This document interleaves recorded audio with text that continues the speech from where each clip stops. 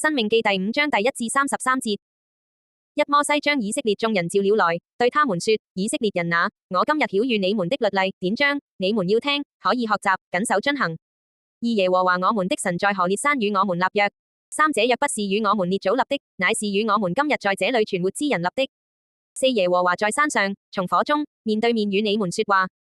五那時我站在耶和華和你們中間，要將耶和華的話傳給你們，因為你們懼怕那火，沒有上山。六說：我是耶和華你的神，曾將你從埃及地為奴之家領出來。七除了我以外，你不可有別的神。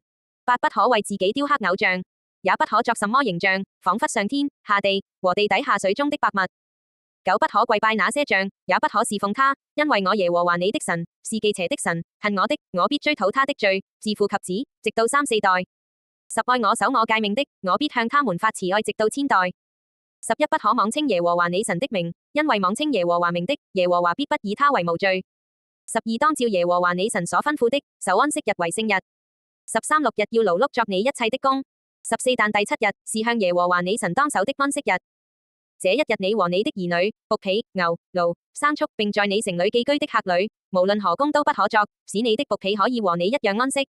15你也要紀念你在埃及地作過奴僕。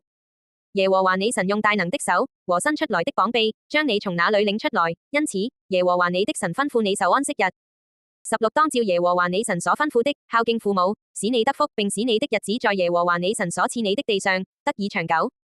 17不可殺人。18不可姦淫。19不可偷盜。20不可作假見證陷害人。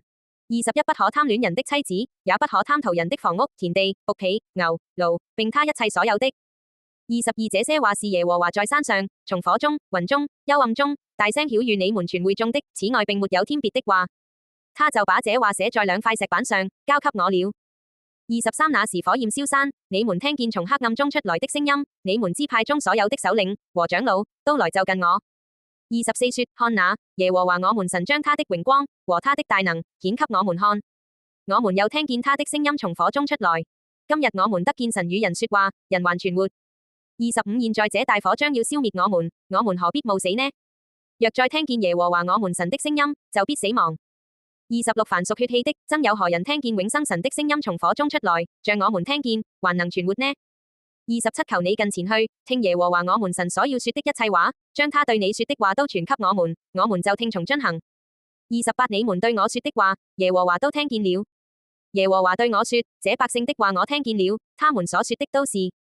29惟願他們存這樣的心，敬畏我，常遵守我的一切誡命，使他們和他們的子孫永遠得福。30你去對他們說：你們回帳棚去吧。31至於你，可以站在我這裏，我要將一切誡命、律例、典章傳給你，你要教訓他們，使他們在我賜他們為業的地上遵行。32所以你們要照耶和華你們神所吩咐的謹守遵行，不可偏離左右。33耶和華你們神所吩咐你們行的，你們都要去行，使你們可以存活得福，並使你們的日子在所要承受的地上得以長久。